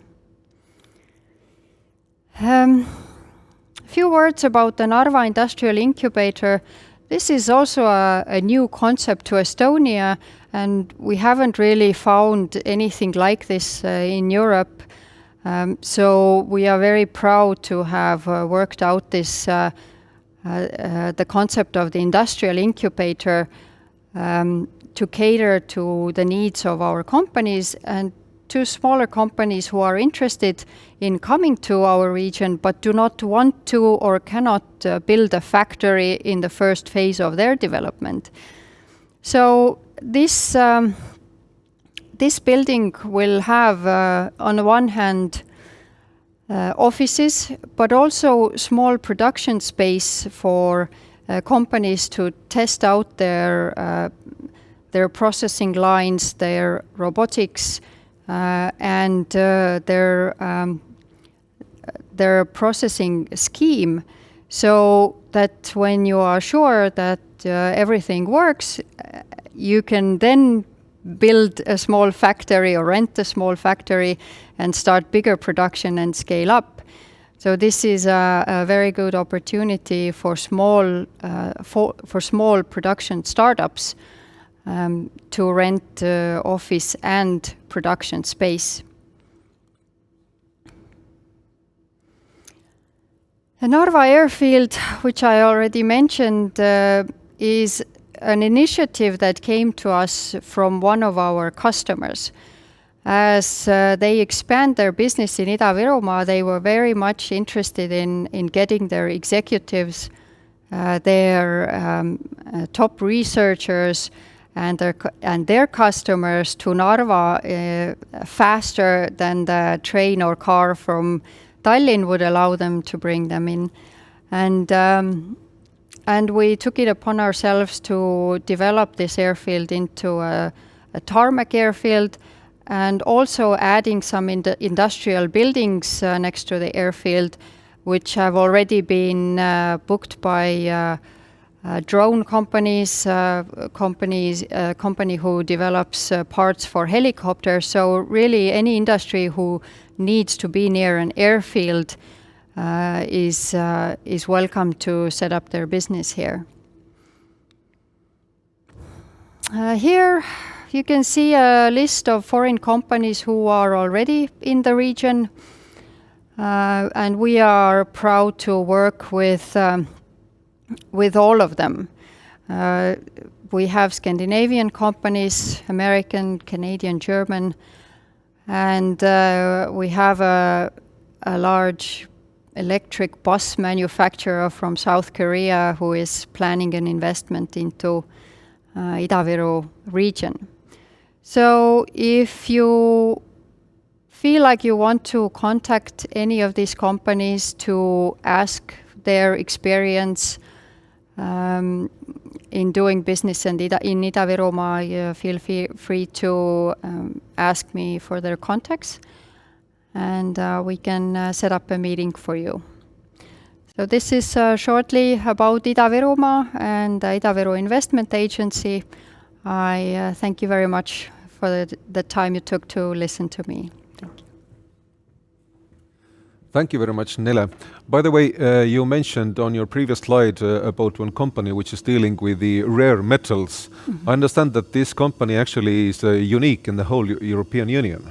Yes, you're talking about Neo Performance Materials Silmet factory, and they have been here for many years, and they are processing rare earth metals.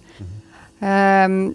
They have large businesses in Asia, but as the value changed very much over the past crisis years, they are considering moving some other parts of their businesses to Estonia, because Europe does not have these industries that we really need for building electric car batteries, wind generators, and other things like that. So we need to keep them in Europe So in this context, when actually China has quite a monopoly in this field of rare metals, and there is one company existing already for a long time in this field, especially in this part of Estonia, it is quite important advantage in terms of future technologies.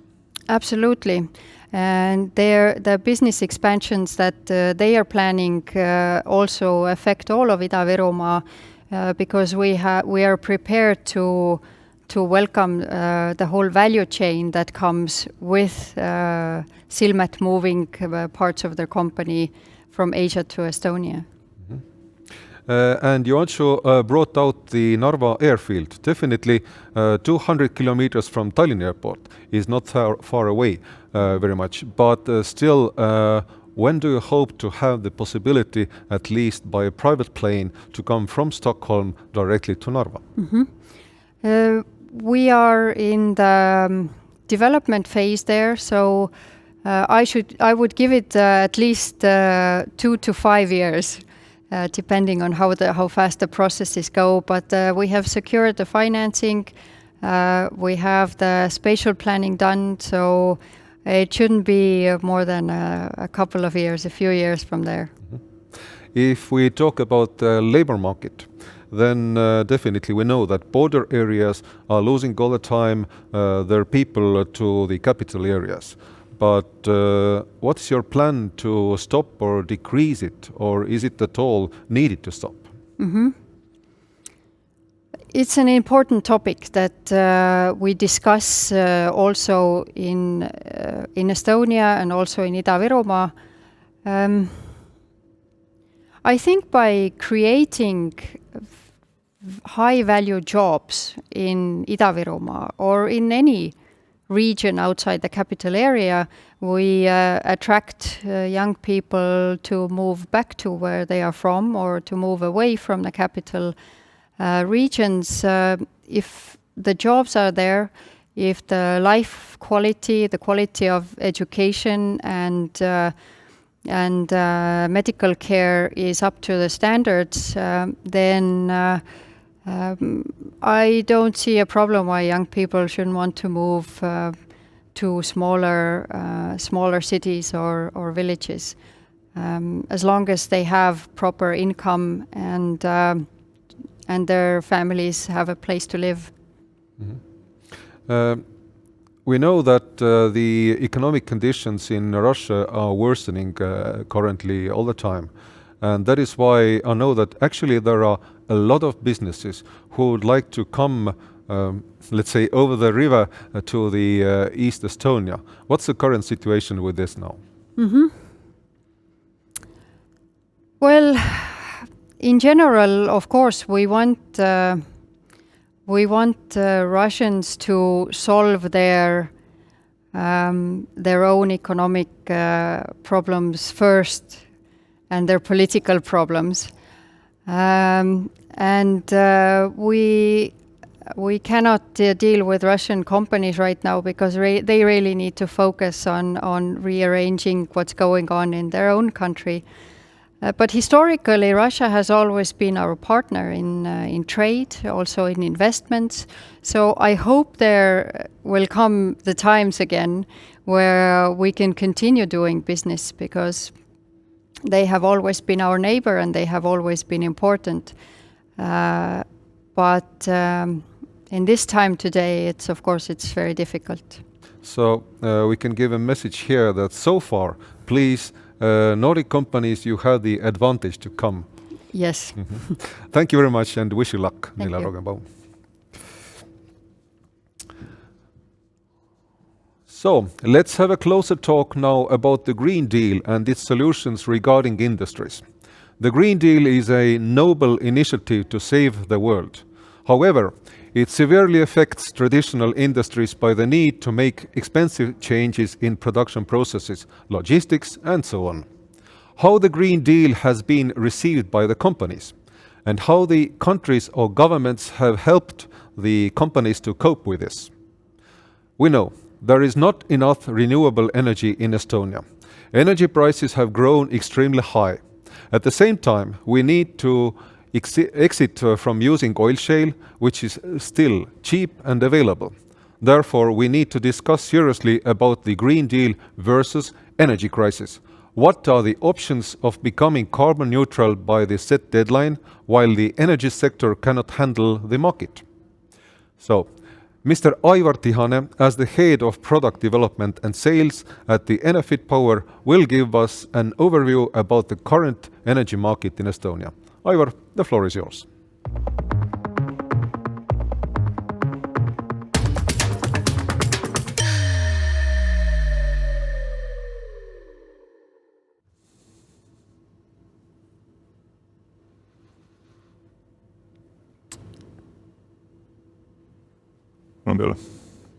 Hello, my name is Aivar Tihane, and I'm happy to talk about the plans and vision of Enefit Power. Enefit Power is part of the Eesti Energia group, and part that is exactly concentrated on the oil shale industry. I'm concentrating mostly on that. Now the question, of course, arises: oil shale is, of course, a fossil fuel. So, what are we talking about when we are on the topic of green energy and circular economy?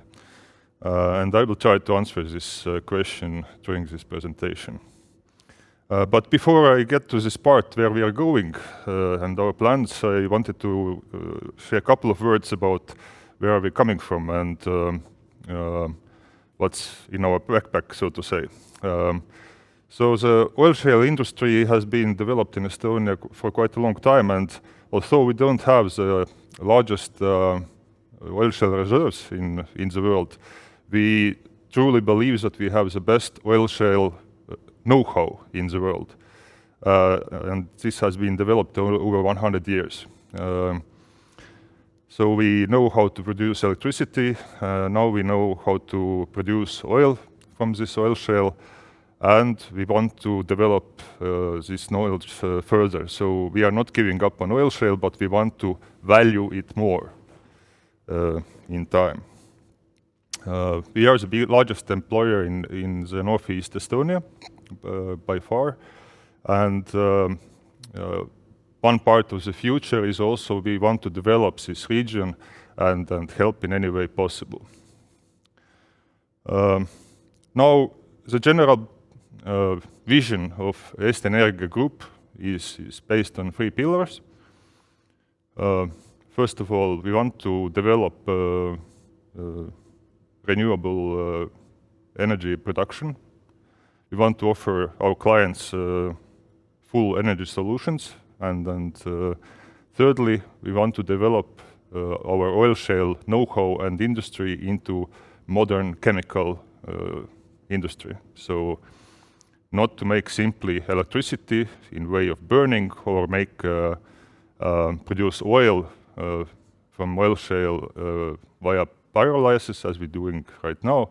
We want to develop more value-added products. And while doing that, we want to increase the share of renewable resources that we use as a raw material for our production. So I would like to point out 5 main renewable materials that we are currently working with. The largest resource currently is biofuel for the production. We are burning biofuel as part of the energy mix, and we want to increase this share of biofuel in electricity production quite significantly. For example, the Balti power plant is planned to transform into fully biofueled power plant, the CHP plant. We have some very important resource, which is oil shale ash. The oil shale is the using of oil shale in electricity and oil production produces huge amounts of ash. Basically, half of the mass that's going into the production is transformed into oil shale ash, which is a perfectly fine product in its own. It can be used in several ways, which I will talk a little bit closer in a moment. And we have huge amounts of it, both already landfilled and coming fresh from the production. Limestone is a valuable material for road building and filler, and part of the circular economy development, we are planning to start pyrolysis of tire chips next year, 2023, and with completion of our new oil production unit, Enefit 280, we intend to start using waste plastics for oil production. This is a very compact roadmap on this road to carbon neutrality for Eesti Energia. And the main key aspects is that we really want to reduce the share of oil shale in our electricity production, replace it with retort gases, biomass, other fuels, and use oil shale only for more value-added chemical products in the future. The important timeline points are 2035, when we are not going to produce any electricity directly from oil shale, and we want to be carbon neutral by 2045 with all our production facilities, including oil production. That's very shortly, and already, in a couple of years we will have additional production facilities. So the concept is basically that as a realization of this project, the idea, the plan, nothing from our production is landfilled or going into waste. Everything that goes in is used up in several parts of the process, recycled and put to use. So how we do it? Very shortly, this is some example of Estonian language here. We have a huge stockpile of limestone, and it's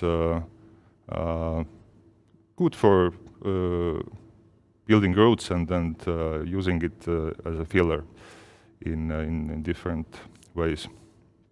And then we have more than 100 million tons reserve, and then more is coming. So the amounts that we are talking here are really rather huge. And a little bit jumping forward, we have also several 100 million of tons of ash already. And also several million tons are produced each year. And a couple of words about oil shale ash, one of my favorite subjects. It's really very good material, and we have formed it as a product. We are currently also in process of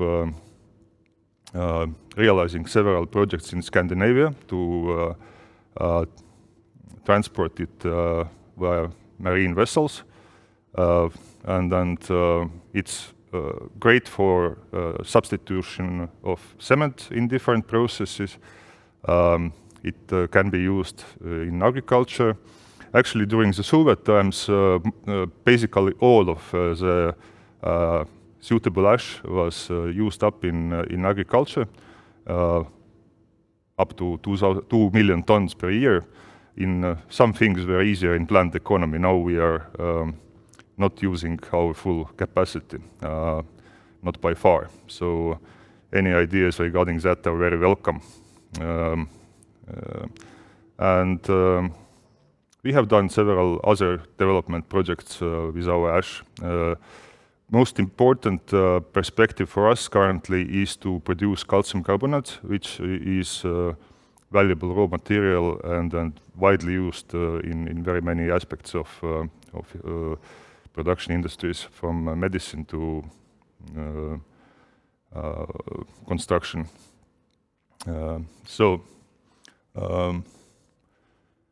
This is an example of our projects.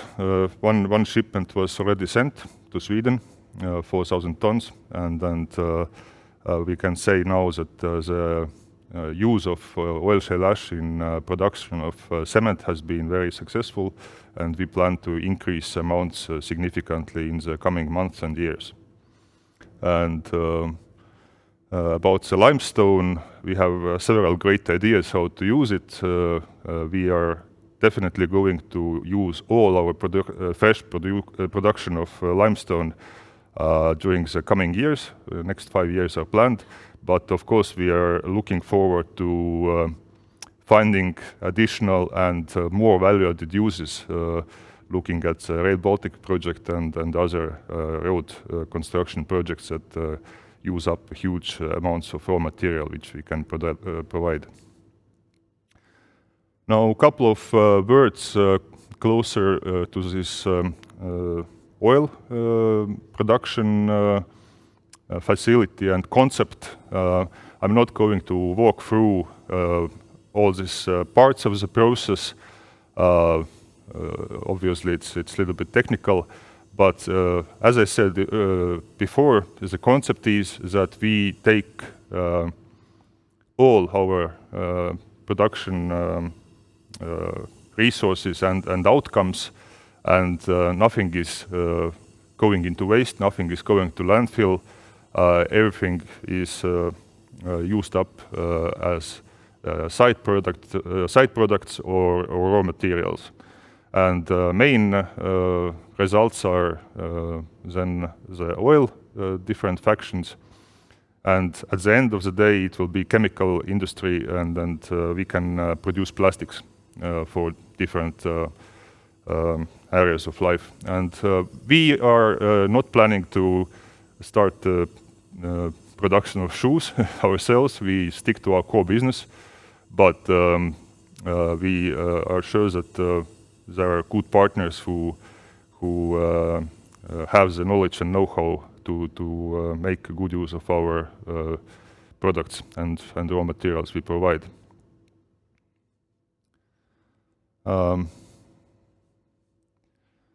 Now, a couple of these topics I have already touched. We are building a new Enefit 280 oil production facility. 280 stands for tons of oil shale going into the production in an hour, so it's 280 tons of oil shale each hour into the production, and oil and other products are then extracted, and of course ash as one of them. And the retort is already standing in our construction field as it looked a little time ago, a couple of days ago. And works are going on, and next year it's supposed to be completed. And now a little bit closer to maybe the topic also here, business development. And I want to talk about one great opportunity which I really think that it's quite unique. And I'm talking about one of our power plants, which is a huge industrial area, but we have demolished most of the electricity production facilities in this power plant. So you can imagine that there is great access to resources like electricity connections, power lines, heat is produced in Balti CHP plant. There is cooling water, hot water. The pumps have great capacity, and there are many more opportunities coming from both raw materials, the same oil shale ash, but also we have hydrogen production, which we plan to develop and increase, and all in all, there is everything in place for new industrial facilities. And one important aspect that I want to mention is that all this area is already covered with license for waste management. So it creates very good conditions for working with different materials. And if you imagine the process of getting this kind of license permit for a large industrial area nowadays, as a minimum, would take several years, and with environmental checks, the community agreements, which are not easy to obtain, and etc. Now, in this place, everything is ready, and you can just agree with us, with Enefit Power, and start planning production facilities on site. So this is where we are currently developing. There are already several companies that are working there, and we are currently developing a couple of rather large projects, one of which is production of calcium carbonates with potential up to 15 million tons per year. We are planning magnet and rare earth metals production facility, which would bring a huge number of workplaces into the region, up to 500, and several smaller companies that have found this very good place to develop their business. And of course, we have electricity production for direct lines, we have steam, we have cooling water, and all those resources which I mentioned before. So, and there are a lot of facilities ready, more or less suitable for setting up production or other activities that are necessary, but also sort of flat places for totally new construction. So this is part of the larger concept. We have planned an energy hub there with local renewable energy, and the power plant is currently going through planned upgrade of to create ability of using 100% biofuel. Also, we have wind parks, solar panel parks nearby, so local green energy is available, and all the other necessary resources are also available, and with quite minimum bureaucracy, I would say. So this is something that we hope to develop fast, and the best places are filled up quite quickly. So I would suggest that if this created any interest, then that certainly it's possible to contact us, and we can help to set up the plans. So and also I wanted to invite, we have set up a virtual tour of our facilities, both underground mining facilities and electricity and oil production. So feel free to visit this virtual tour. It's easy to use, and some comments and explanations are added on the website. That's it. Thank you. And if there is any questions. Yes, thank you. Let's talk about environmental issues briefly. We know that one of the consequences of Sigrit period was also pollution of soil and water, and it has been really a success story that with the help of the European Union we have done so much to clean all the environment in Estonia, especially in this region. Can we say with full certainty now that there are no more, let's say, sources of pollution which might be unpleasant surprise for investors? Absolutely, 100%. And actually, I'm myself a big fan of the solutions that have been created. For example, the huge oil shale ash mountains, which are very visible in landscape, and which, by definition, they have rather high pH. But we have ensured absolutely that no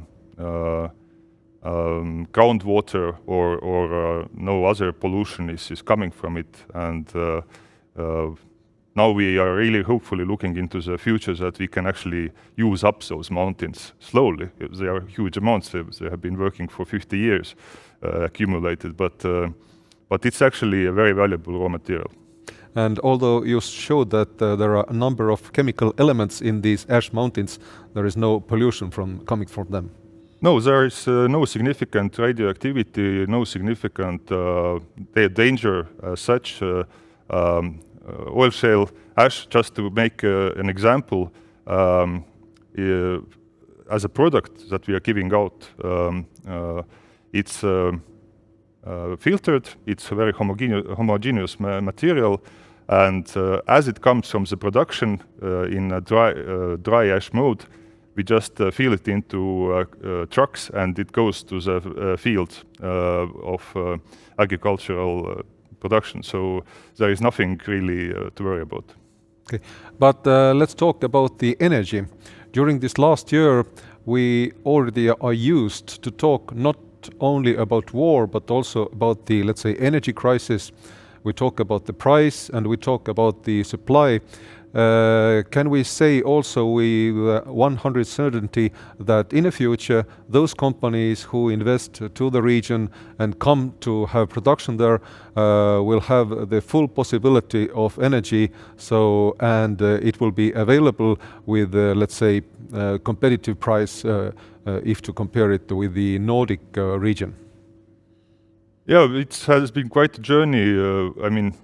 Just to consider that a little over 10 years ago we didn't have even electricity market yet. Now it's functioning basically well, and we have the biggest production unit in the Baltic states and it's this controllable energy. So it's very valuable production asset. We keep upgrading it, and of course, with current energy security issues, we had to turn time a little bit back to our older power generation units.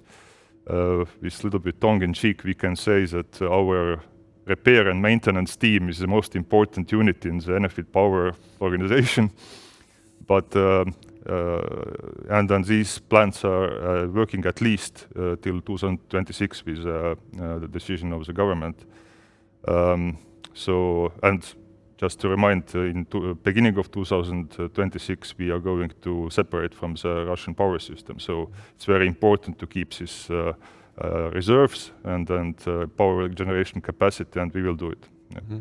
So in the middle of 19th century, the direct forefather of Ursula von der Leyen arranged huge investments to Narva and built up there the biggest textile industry in the whole Europe of that time because of the natural possibilities.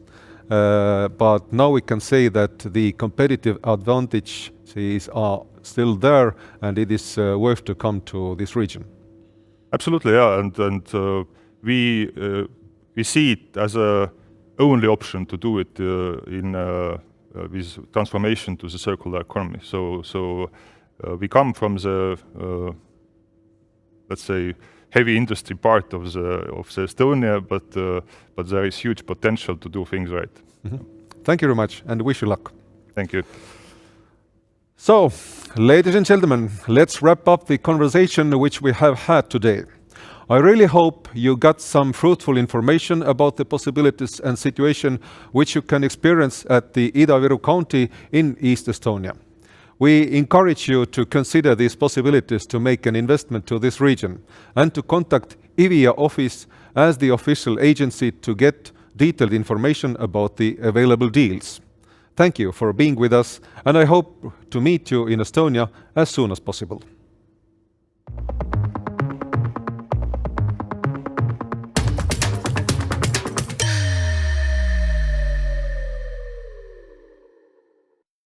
Thank you.